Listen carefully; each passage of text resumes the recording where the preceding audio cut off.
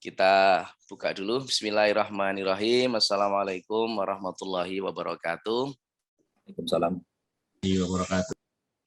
Bapak Ibu sekalian, para jamaah kitab ini, Pak Akbar nih yang selalu jadi komandan terdepan nih. Setiap pagi, Sabtu pagi ya. Kalau orang Yahudi itu suka hari Sabtu, Pak, karena Yom Sabt. Tapi bukan karena itu kalau kita, karena memang waktu slownya paling ada hari Sabtu, kira-kira gitu. Baik, Bapak Ibu sekalian, ini di hadapan kita sudah ada Dr. Guardian. Ini mohon maaf kalau bahasanya nggak tepat ya Pak Yogi. Dr. Guardian Yogi Sanjaya M Health Informatics. Wah, ini saya kira saya juga terkonfirmasi ya, ternyata memang di kedokteran mengembangkan informatik untuk kesehatan. Baik. Hari ini kita akan bersama dengan Bapak Dr. Yogi ya, ini Pak Yogi. Nah, ini ada Pak Budi juga, ini sudah hadir juga, nanti bisa menjadi penanggap saya kira biar semakin ramai gitu. Pak Yogi dengan background sebagai dokter, juga masternya di bidang informatik kesehatan dari Australia ya, University of Wollongong. Kemudian juga sebagai ini CV-nya kandidat doktor, ini mestinya sudah doktor ya, ini doktor juga di Fakultas Kedokteran Kesehatan Masyarakat dan Keperawatan Universitas Gadjah Mada. Nah, saya kira yang menarik dalam kajian hari ini adalah seorang dokter akan menyampaikan bagaimana insight dia tentang pendekatan health policy ya, kebijakan di bidang kesehatan, khususnya di layanan kesehatan yang kemudian combine dengan sistem informasi sehingga ada satu narasi khusus namanya transformasi digital di bidang layanan kesehatan. Nah, saya kira ini lagi ngehit nih di mana-mana transformasi digital. Nah, saya kira kita akan mendengarkan bagaimana pendekatan mulai dari bisnis drivernya atau mungkin juga roadmap-nya kira-kira mau kemana nih pengembangan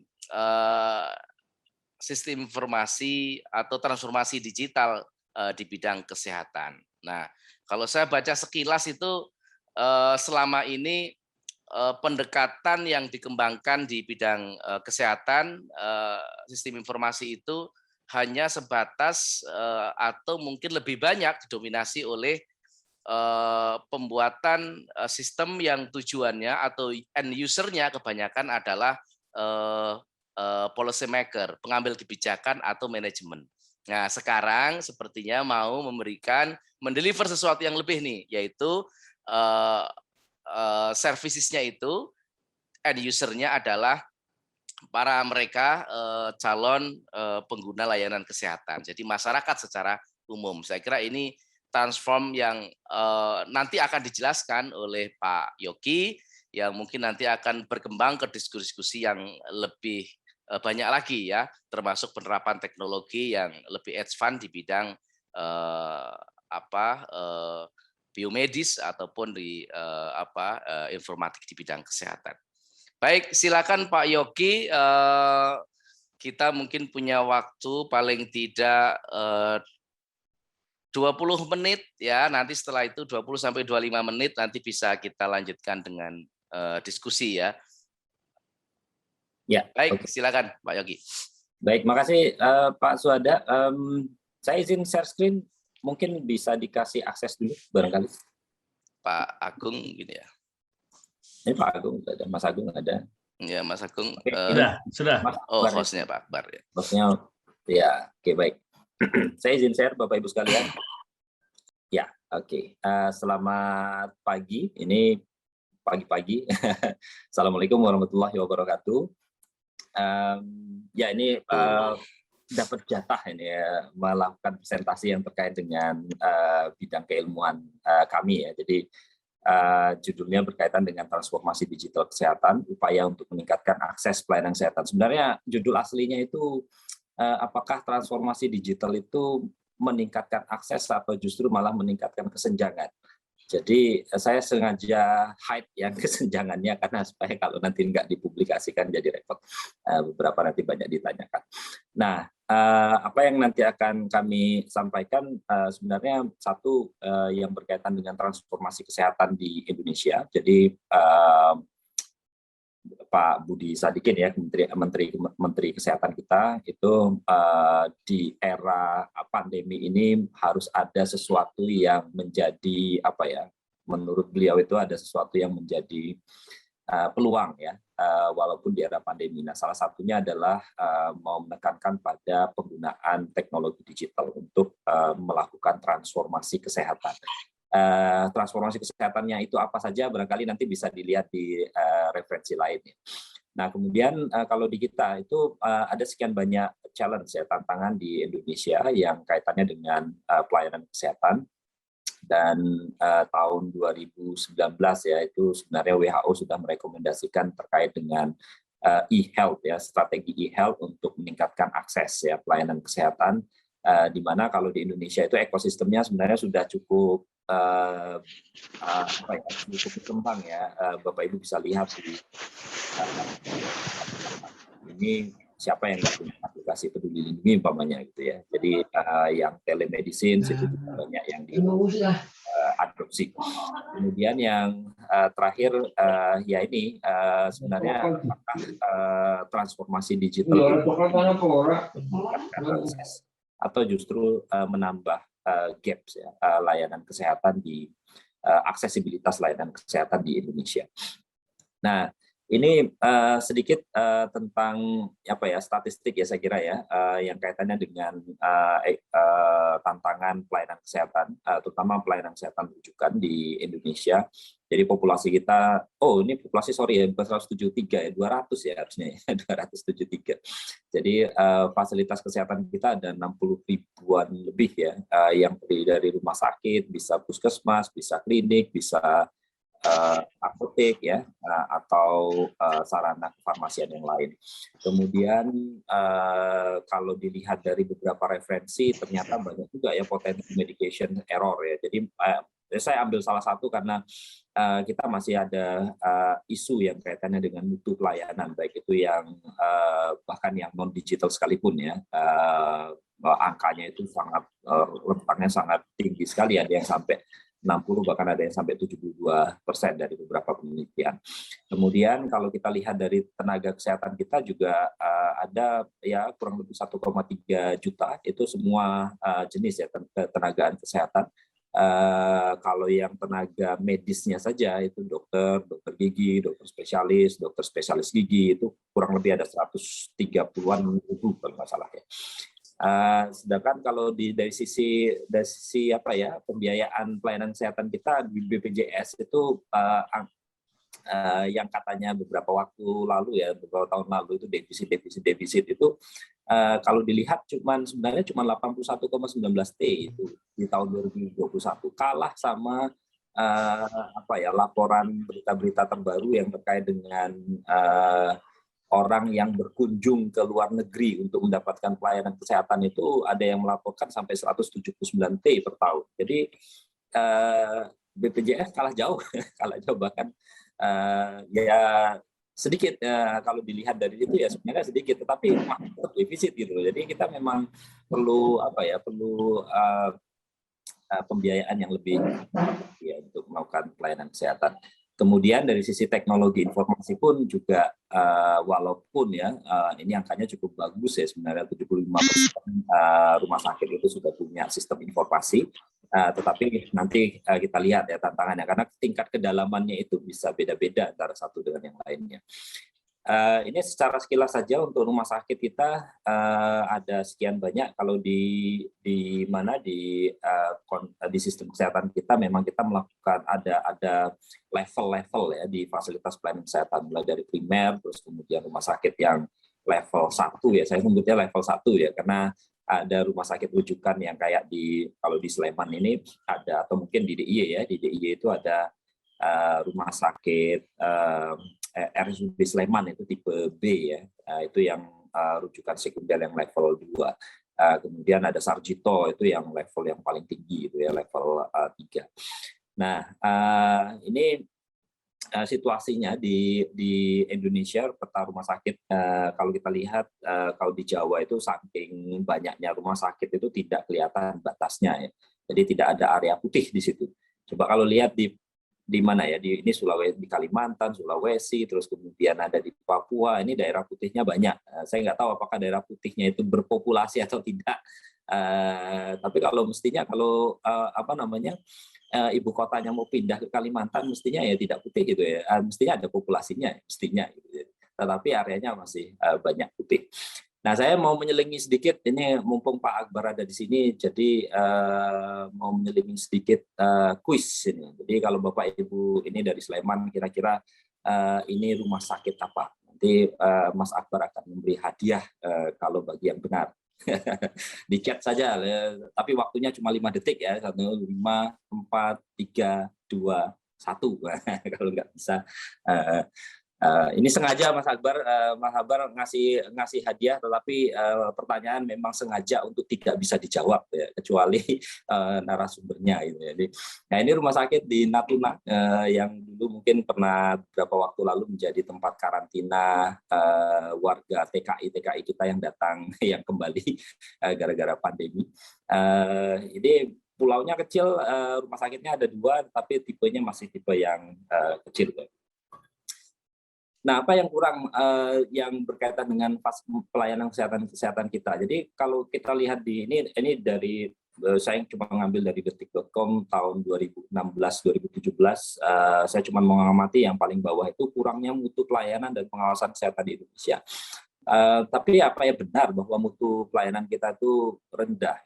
Itu yang mungkin satu pertanyaan yang yang bisa, padahal banyak ya teknologi kesehatan itu yang kayak robotik surgery itu sudah ada di Indonesia umpamanya, atau transplantasi ginjal itu di Sarjito itu sudah rutin ya kita lakukan. Cuman ya tetap saja bahwa di pemberitaan saking banyaknya orang yang keluar negeri gitu ya, ke negara-negara tetangga itu, walaupun yang keluar negerinya itu alasannya ada yang kosmetik, yang itu enggak apa ya,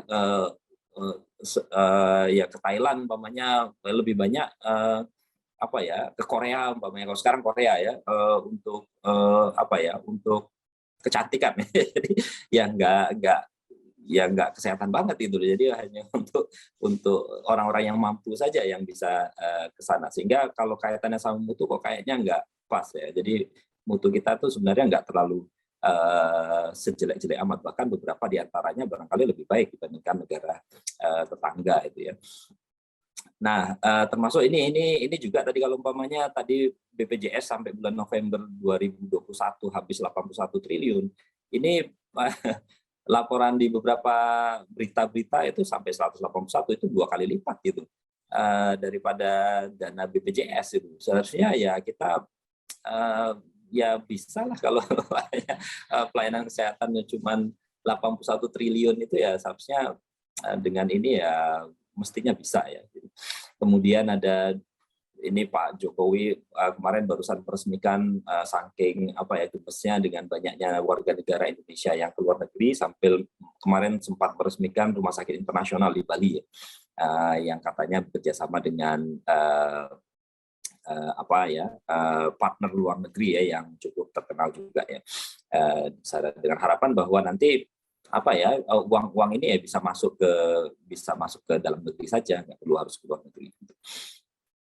Nah, kalau tadi ceritanya tentang tenaga medis, memang rasionya kalau idealnya menurut WHO itu 1 dokter itu 2.500 atau ya 1:2.500 kalau tidak salah ya, dokter umum atau saya lupa.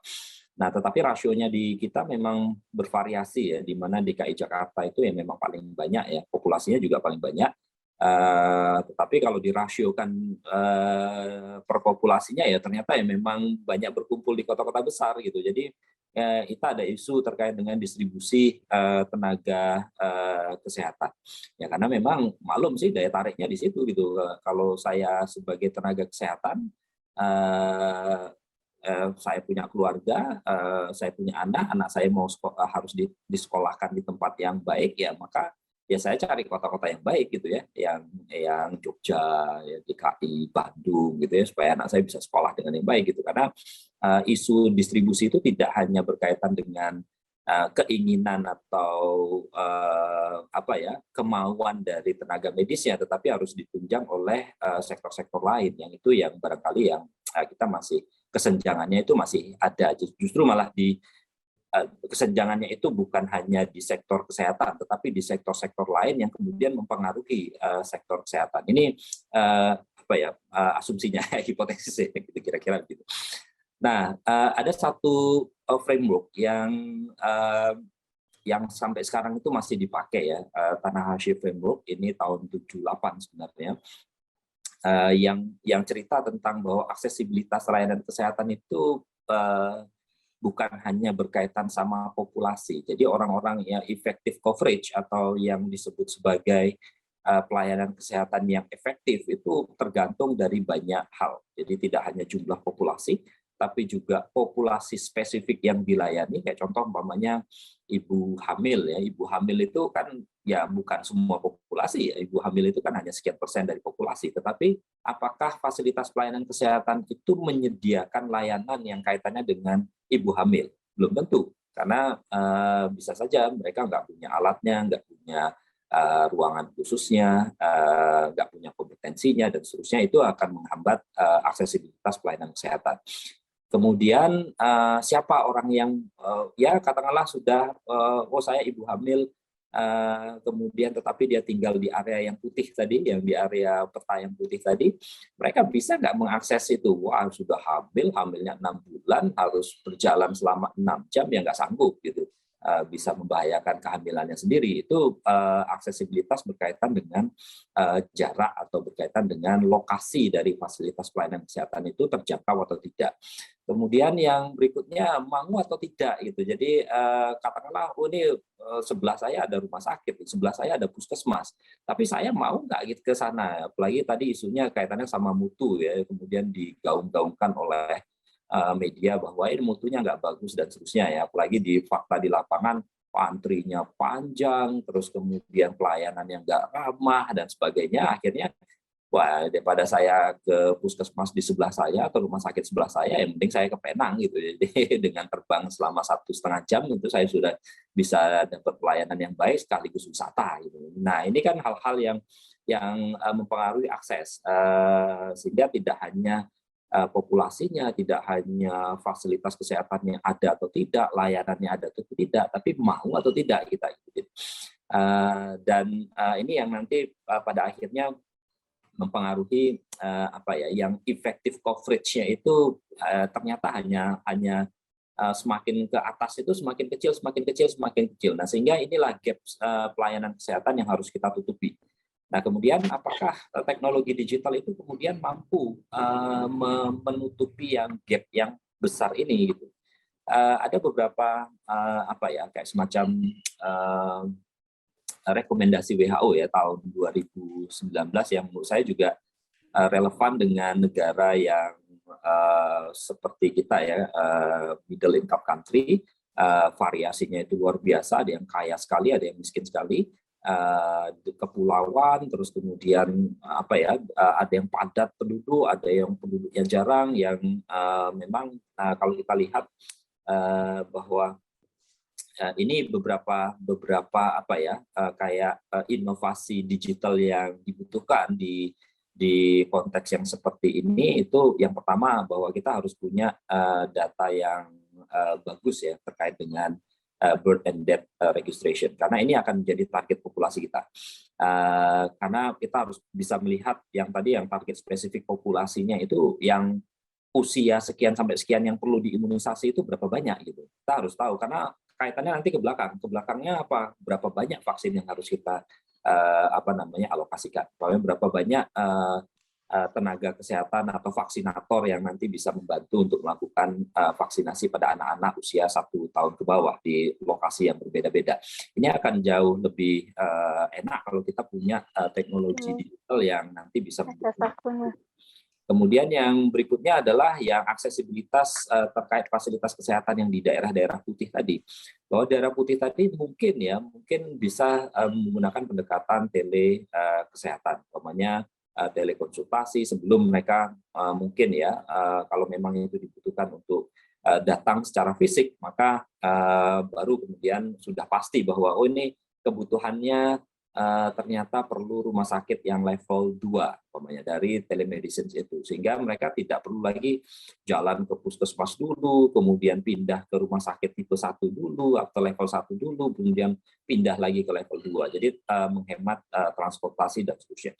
Jadi tele kesehatan ada gunanya juga, tetapi kaitannya untuk melakukan triase umpamanya. Atau yang lain lagi sekarang mungkin sudah aware ya bahwa dengan adanya pandemi ini kita butuh stok vaksin berapa sih di Indonesia gitu. Sampai umpamanya sekarang sudah ada sampai booster ketiga ya. Booster ketiga itu kita perlu mengalokasikan berapa. Ini isu-isu yang bisa bisa difasilitasi oleh teknologi digital. Kemudian kalau tadi ada 75% bahwa rumah sakit itu sudah menggunakan SIM RS, salah satunya isunya adalah bagaimana men-tracking pasien itu gitu. Jadi men-tracking secara digital pasien itu supaya meningkatkan continuity of care. Jadi seorang pasien itu biasanya ini untuk relevannya pasien-pasien yang perlu tindak lanjut, pasien-pasien kronis umpamanya diabetes atau mungkin kanker ya. Ini perlu dilacak apakah pasiennya itu compliance dengan obat yang diberikan atau tidak, compliance dengan advice dokter yang dilakukan atau tidak gitu. Kemudian dia harus berkunjung secara berkala itu datang atau tidak gitu. Atau mungkin kita bisa tracking intervensi yang sebelumnya dilakukan oleh rumah sakit A, rumah sakit B, rumah sakit C itu outcome-nya bagus atau tidak gitu, atau perlu diganti regimen terapinya atau tidak. Nah, ini hal-hal ini yang salah satunya menurut WHO ini juga bisa difasilitasi dengan melakukan tracking dari client's health atau patient health. Melalui apa? Melalui kalau sekarang sudah ada personal health record umpamanya, ada medical record yang saling terintegrasi satu sama lainnya. Termasuk yang harapannya juga seluruh pelayanan kesehatan itu mestinya di-cover oleh asuransi kesehatan. Nah, asuransi kesehatan di sini maksudnya ya tidak harus social insurance ya, tidak harus BPJS ya, tapi bisa yang manapun. Yang penting seseorang itu jika sakit dia bisa mengakses fasilitas pelayanan kesehatan dengan baik dan tidak bangkrut ya, atau tidak miskin gara-gara dia mengakses fasilitas kesehatan, dia harus jalan siang, dia harus naik transportasi, terus kemudian akhirnya bangkrut, nggak punya uang, dan menindaklanjutinya juga akan terhenti dan akhirnya outcome-nya tidak kelihatan dengan baik. Jadi ini konsep sebenarnya rekomendasi WHO dalam kerangka universal health coverage ya. Kalau dilihat potensinya cukup banyak di Indonesia, ini penetrasi dari teknologi ICT ya di Indonesia dari satu laporan Hotsuite ini bahkan kepemilikan mobile phones itu lebih besar dibandingkan dengan jumlah populasinya. Berarti kan di antara kita barangkali ada yang punya HP lebih dari satu ya, atau mungkin 2 atau mungkin 3 gitu ya. Dan semuanya itu terkoneksi. Nah, ini kan satu peluang sebenarnya, walaupun kita akui bahwa di daerah-daerah tertentu memang masih susah ya. Sehingga upayanya itu mestinya tidak hanya sektor kesehatan, mestinya upayanya itu antar lintas disiplin, ada Kementerian Kominfo, ada Bakti umpamanya yang mengupayakan aksesibilitas di daerah-daerah yang sulit itu. Dan ini sudah mungkin nanti di slide yang lain saya tunjukkan ada beberapa isu ya yang sebenarnya di infrastruktur itu sebenarnya sudah banyak yang terfasilitasi. Ini menarik yang di situasi pandemi ada aplikasi Peduli Lindungi. mungkin kita semua sudah punya dan sudah menginstal untuk paling tidak untuk melihat sertifikat vaksin COVID. Ada isu yang menarik di sini adalah keterhubungan layanan, yang ini bisa menjadi contoh yang menarik bagi sebenarnya pelayanan kesehatan yang terdiri dari sekian puluh ribu itu ya. Bisa dibayangkan kalau umpamanya kita punya satu apps yang seperti aplikasi Peduli Lindungi dan histori dari pelayanan kesehatan kita itu tersimpan dengan baik ya secara digital. Kita mau kemanapun, katakanlah kita lagi bepergian atau kemana, lalu tiba-tiba ya mohon maaf umpamanya sakit atau mungkin perlu mendapatkan pelayanan medis, histori kita tuh ikut bersama kita gitu ya, tanpa kita sadari bahwa oh ternyata dokternya ternyata bisa melihat bahwa saya dulu punya penyakit A, penyakit B, penyakit C, sehingga dia bisa memberikan pengambilan keputusan klinis yang lebih tepat gitu berkaitan dengan histori kita yang tercatat dengan baik. Begitu juga dengan layanan-layanan yang lain yang bisa kita akses ya, kayak contoh saya ingin mendaftar vaksin ya, saya lagi di Jakarta atau mungkin saya lagi di tempat lain, tetapi ini waktunya saya vaksin untuk booster kedua umpamanya. Wah ini nggak bisa, saya harus balik ke Jogja. Bisa nggak saya melakukan pelayanan di Jakarta? Saya tinggal lihat, oh ternyata ada layanan dan boleh gitu ya dilakukan di sini. Sehingga kita bisa mendapatkan pelayanan di manapun ya. Termasuk telemedicine. Kalau telemedicine sekarang kan udah gampang ya dengan konsultasi dengan dokter praktek mandiri itu yang terdaftar ya di FKTP pakai mobile JKN itu juga sudah memungkinkan dan seterusnya. Nah, lingkungan kita atau situasi ekosistem di transformasi digital kita memang ini jumlah penduduk 173, 273 ya, jumlah penduduk yang banyak, fasilitas sebenarnya kesehatan itu beragam, tenaga kesehatan kita cukup banyak sebenarnya ya, walaupun beberapa daerah itu sebenarnya rasionya itu sangat kurang. Dan dengan adanya peningkatan teknologi digital, harapannya bahwa bahwa data itu terhubung satu sama lainnya dan itu tidak hanya dimanfaatkan untuk pelayanan kesehatan secara untuk pasien ya, tapi juga bagaimana data kesehatan itu bisa dipakai juga untuk pengambil kebijakan dalam rangka untuk pengalokasian anggaran umpamanya atau mengalokasikan sumber daya tertentu atau melakukan distribusi tenaga kesehatan ya dengan skema-skema tertentu ya. Skemanya ada banyak ya, ada sister hospital umpamanya atau sekarang ada apa namanya ya yang Nusantara Sehat ya, ekspor Nusantara Sehat saya lupa. Ya Nusantara Sehat ya, Nusantara Sehat yang mengirimkan tim medis yang terdiri dari sekian banyak disiplin ilmu itu dalam satu kelompok itu ditempatkan di daerah-daerah yang sumber dayanya itu terbatas. Ini banyak yang bisa lakukan ya kalau umpamanya ekosistem ini berjalan dengan baik dan ini ada beberapa ya faktornya ya dari sisi organisasi, dari sisi pemerintah, dari sisi tenaga medisnya, dari sisi pasiennya atau orang-orangnya itu juga bisa memanfaatkan teknologi digital dengan efisiensi. Ya ini yang terakhir slide yang isu yang kaitannya dengan apakah teknologi digital itu bisa meningkatkan akses atau justru menambah kesenjangan ya, karena tidak banyak yang fasilitas kesehatan yang mendorong atau mungkin menganggap bahwa teknologi digital itu sebagai enablers untuk pelayanan kesehatan di tempatnya atau justru malah untuk meningkatkan pendapatan. Kalau saya lihat di pengalaman-pengalaman di bertemu dengan beberapa rumah sakit ya di Indonesia, itu yang maju, yang teknologi digitalnya maju dan kemudian mendorong citranya rumah sakit, lalu kemudian sehingga segmen konsumennya itu yang datang itu ya bukan hanya yang ini ya, yang BPJS saja, tetapi juga segmen-segmen yang lain ya. Itu justru malah di rumah sakit yang mampu memanfaatkan teknologi digital itu secara efisien. Jadi kayak contoh ada satu rumah sakit di Surabaya umpamanya, atau rumah sakit di salah satu di Tangerang sana ya, itu swasta. Dia bisa menjaring umpamanya ya, bisa menjadi partner dari ekspatriat gitu. Jadi faktor kesehatannya bagi orang-orang yang ekspatriat yang bekerja di daerah Surabaya atau mungkin di Jakarta.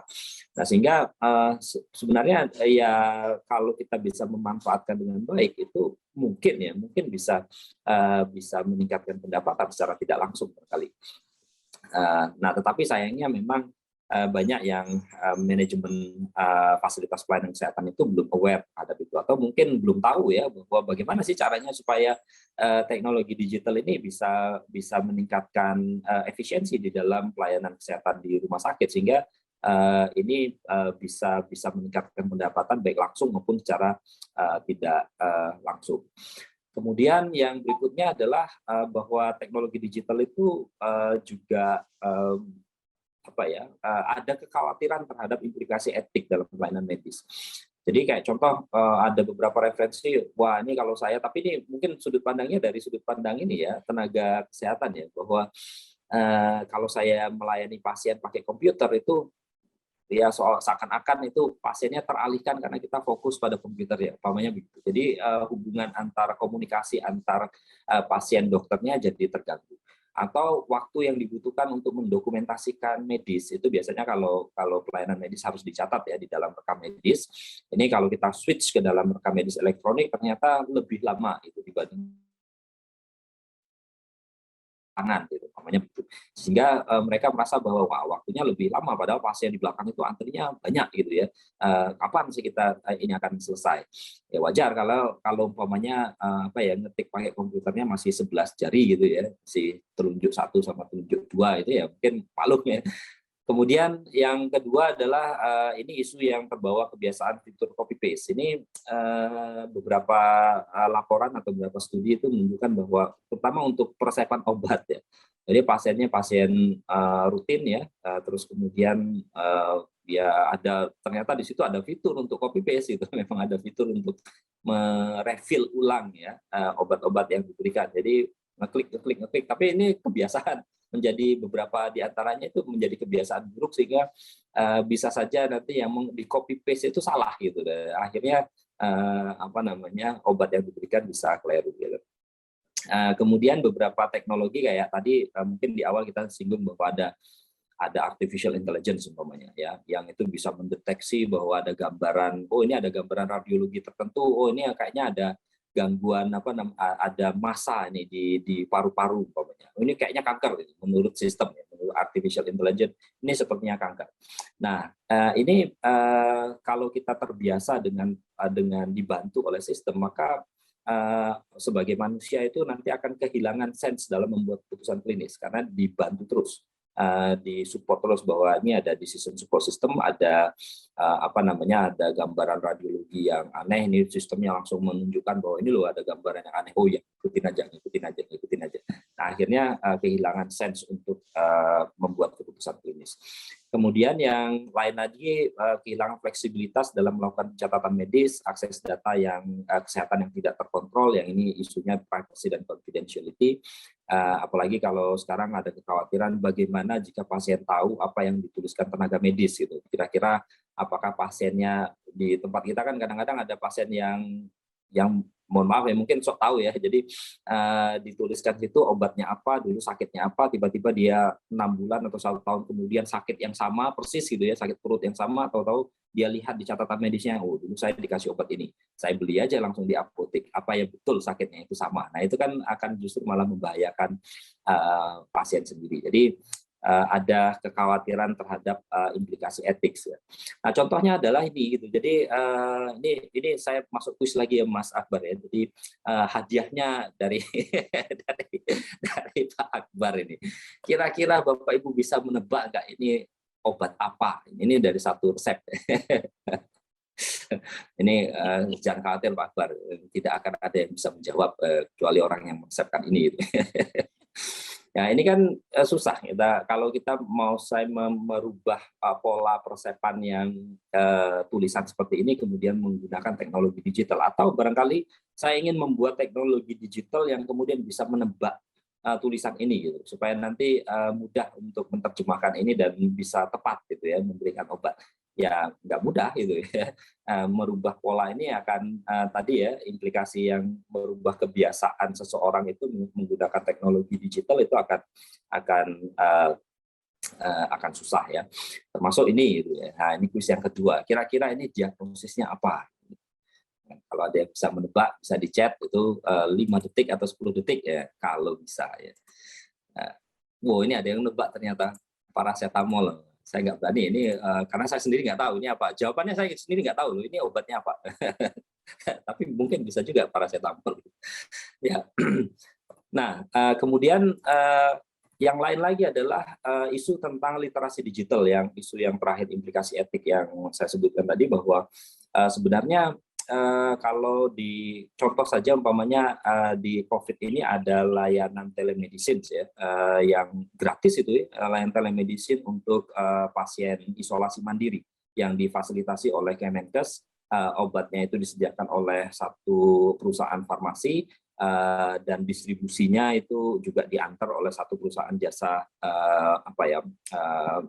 jasa ini ya, transportasi gitu ya.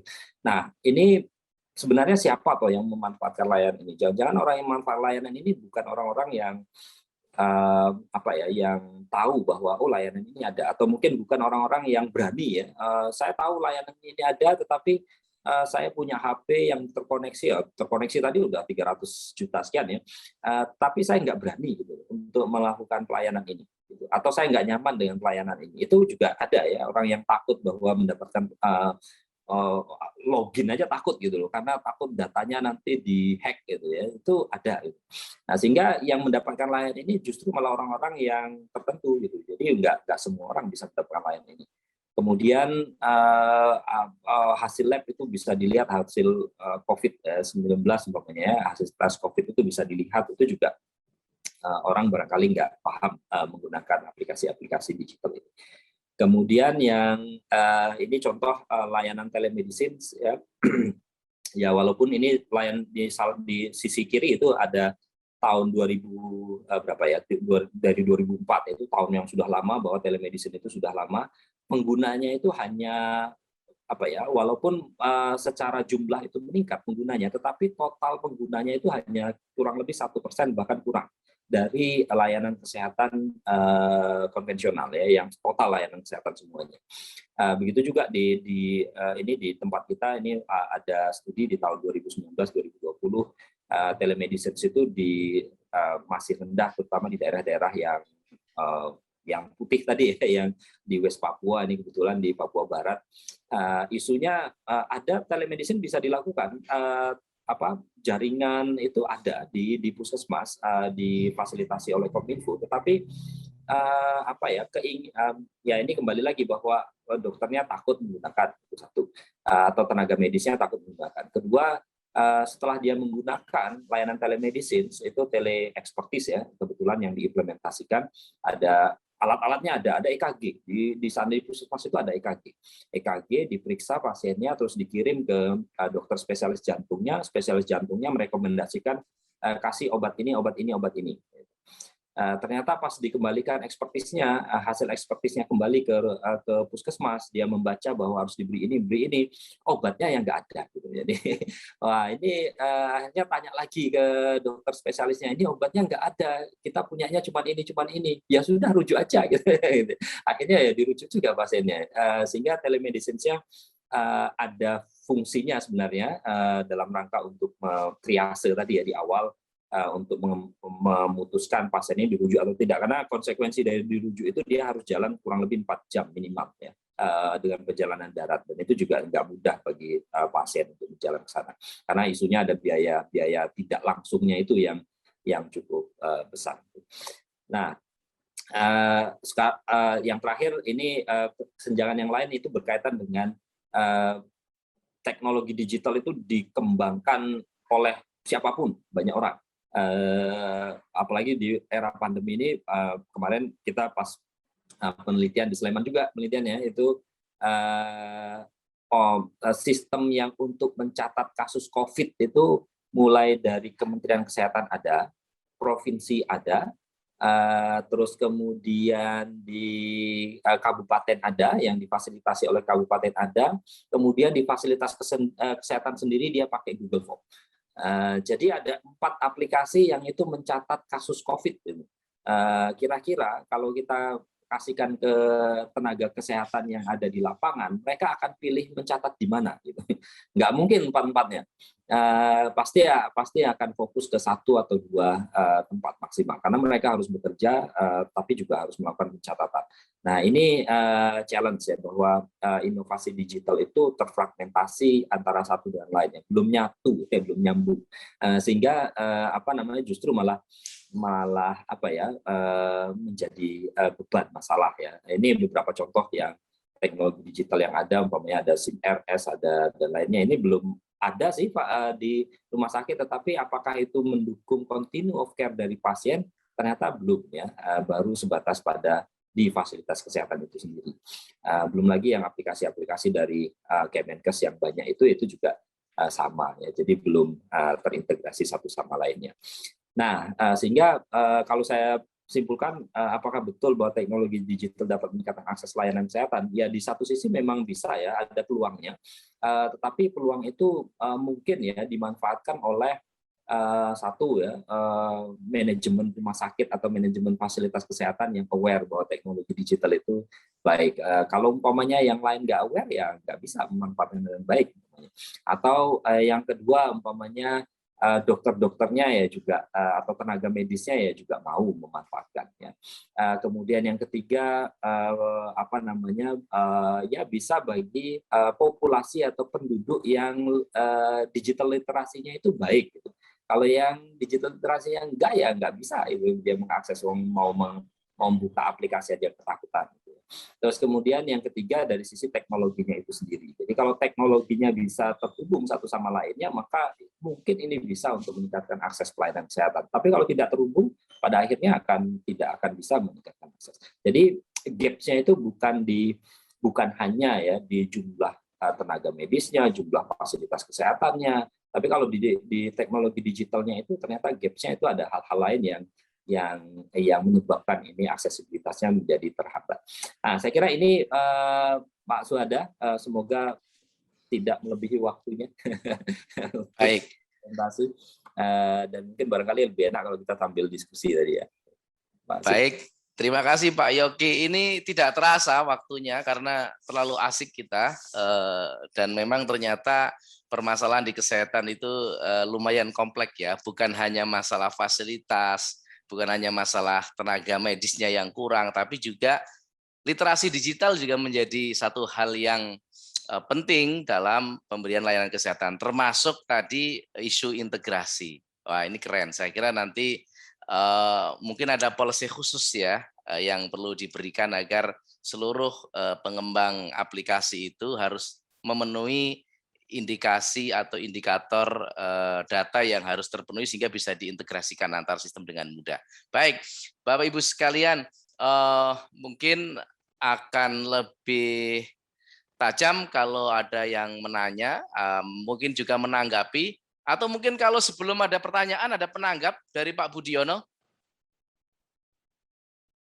Wah, ini Pak Budiono ini ada di sebagai mana? Super Senior harus kita kasih kesempatan terlebih dahulu. Silakan Pak Budiono. Terima kasih. Sangat menarik Pak Gardian. Terima kasih sekali, sangat rinci, sangat detail. Pertanyaan saya sebenarnya, adakah grand design untuk digital di bidang kesehatan ini secara nasional? Oleh karena latar belakangnya pertanyaan saya begini. Di Jepang pada waktu mereka mengembangkan Universal Health Coverage Policy belum ada teknologi digital, sehingga database mereka hanya ada di prefecture atau kabupaten atau provinsi. Korea sebaliknya pada waktu mereka menjalankan Universal Health Coverage Policy, digital teknologi sudah begitu berkembang sehingga mereka punya database di tingkat nasional. Pasien tidak kesulitan kemanapun dapat dilayani. China dengan penduduk 1,3 miliar sangat ambisius membuat database di tingkat nasional. Dan kita ingatkan supaya database-nya di per provinsi saja yang penduduknya mungkin jumlahnya hanya 50 juta. Di Indonesia itu semua disentralisir di BPJS di pusat. Jadi database-nya maunya di mana sih? Supaya bisa diintegrasikan, supaya bisa dianalisis, supaya bisa dipakai untuk melayani populasi. Pertanyaan saya simpel itu, Pak Sanjaya. Hatur nuwun. Baik, terima kasih. Langsung aja mungkin Oke. Pak Sanjaya ini. Ya. Baik, makasih Pak Budiono. Iya betul Pak Budiono. Jadi sebenarnya grand design kita itu dulu tahun 2014 bahkan ada Permenkesnya namanya Kesehatan, Permenkes Kesehatan tahun 2014. Itu yang sampai sekarang itu ada beberapa aspek itu yang memang belum tercapai sama sekali. Itu walaupun ada grand design. Lalu kemudian sekarang di eranya Pak Budi Sadikin itu baru saja merilis akhir tahun lalu ya, baru saja merilis blueprint dari transformasi digital kesehatan, yang isinya itu memang fokus utama pelayanan, fokus utamanya dari teknologi informasi itu bukan untuk pelaporan, tetapi untuk pelayanan. Jadi itu fokus perubahan transformasi digital yang diharapkan. Kalau selama ini kan lebih banyak melaporkan ya, jadi melaporkan yang itu datanya mungkin direkap dulu di level yang paling bawah, lalu kemudian ditaruh di level kabupaten dan seterusnya. Nah sekarang transformasi digital yang diharapkan adalah fokus pada pelayanan. Jadi tenaga medisnya nggak perlu melaporkan, tetapi yang jelas cukup melakukan pelayanan tetapi dengan pendekatan digital, sehingga pelaporan itu harapannya ditarik lalu kemudian catatannya itu ditarik kemudian diolah dengan mesin ya, supaya untuk menghasilkan pelaporan. Nah, tetapi strateginya supaya itu data itu dari sekian banyak, tadi ada 60.000 ya fasilitas pelayanan kesehatan itu bisa masuk semua, itu mekanismenya adalah dengan menggunakan centralized database ya, atau interoperabilitas ya, konsep interoperabilitas ya, mungkin teman-teman teknik ya yang tahu juga ya, yang interoperabilitas antar sistem, karena ekosistemnya sistem digital di Indonesia itu sudah sudah berkembang ya, jadi masing-masing fasilitas itu sudah punya sistem sendiri-sendiri umpamanya. Nah sehingga yang diharapkan itu adalah bagaimana memfasilitasi pertukaran data elektronik melalui satu central database di pusat ya, kayak contoh umpamanya di BPJS itu sebenarnya kalau BPJS itu melaporkan, tetapi melaporkan itu dari pelayanan yang dilakukan ya, bukan pelaporan yang kayak di Kemenkes itu indikator dan seterusnya. Model-modelnya seperti BPJS, dia datanya di pusat, fasilitas kesehatan hanya fokus pada pelayanan, lalu kemudian apa yang dilayani itu dicatat, lalu kemudian data itu ditarik, terus biar BPJS yang mengolah datanya, utilisasinya berapa, indikator ini berapa. Jadi persis seperti itu, yang terpusat di sana dengan mendorong penggunaan standar data. Nah, kita yang standar data ini yang kadang-kadang nggak cukup lemah ya. Kita baru punya diagnosis, baru punya tindakan medis, tetapi kayak obat, hasil pemeriksaan penunjang medis itu belum banyak. Ini kalau tidak salah ya, di dalam roadmap-nya transformasi digital yang baru rilis kemarin, tahun 2022 ini akan fokus pada konsep interoperabilitasnya ya. Jadi konsep interoperabilitas dan standar datanya. Kemudian nanti tahun berikutnya akan didorong untuk data-data itu bisa interoperable dengan fasilitas data center yang di pusat ya. Di pusat itu maksudnya di satu tempat ya. Saya nggak tahu apakah nanti pakai punyanya Telkom atau punyanya mana, itu saya nggak ngerti ya. Tapi prinsipnya adalah pusat, sama kayak di Australia Pak Budiono. Jadi seperti personal health record-nya atau my health record-nya di Australia. Jadi fasilitas kesehatan itu berkontribusi untuk sama-sama mengirimkan data terkait dengan pelayanan medis pasien yang itu bisa dimanfaatkan oleh fasilitas kesehatan lain. Kira-kira begitu Pak, yang kalau dilihat dari ininya petanya transformasi digital. Makasih Pak Sanjaya.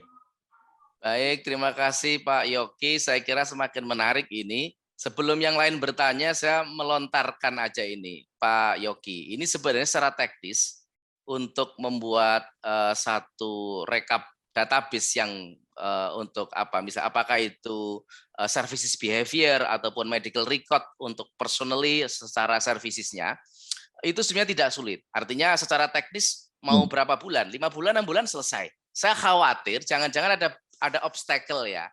Obstacle di masing-masing unit layanan, rumah sakit maupun yang lainnya. Nah, ini mungkin jangan dijawab, nanti sambil dijelaskan, nanti mungkin ada yang lain, mungkin Pak Akbar atau yang lain silahkan mungkin akan menambahkan, menanggapi. Silakan. Baik, monggo. Adakah Pak Akbar masuk?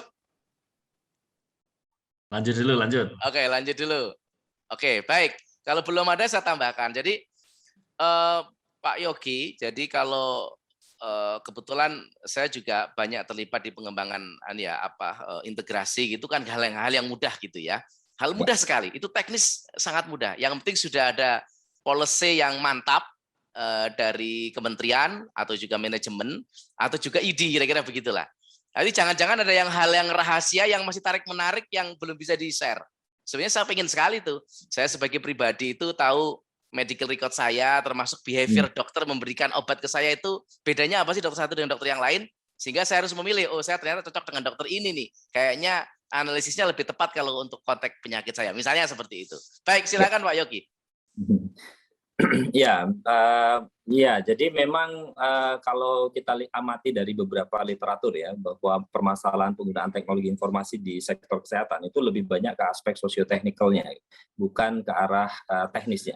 Kalau secara teknis itu gampang, dan setiap orang sekarang inovasi banyak banget ya, telemedicine aja bisa dilihat itu berapa banyak tuh startup company yang punya aplikasi telemedicine, termasuk di Jogja itu juga ada. Jadi isunya itu aspek sosioteknisnya begini. Tadi ada satu slide tadi ya yang menarik, implikasi etik ya dari penggunaan teknologi informasi. Jadi kekhawatiran yang berlebih terkait dengan penggunaan teknologi. Jadi entah itu isu security, entah itu isu privacy, confidentiality, terus kemudian isu penggunaan. Walaupun secara teknis itu bisa dilakukan, tetapi kalau datanya nggak ada itu lalu apa yang mau dipertukarkan gitu. Jadi itu salah satunya. Jadi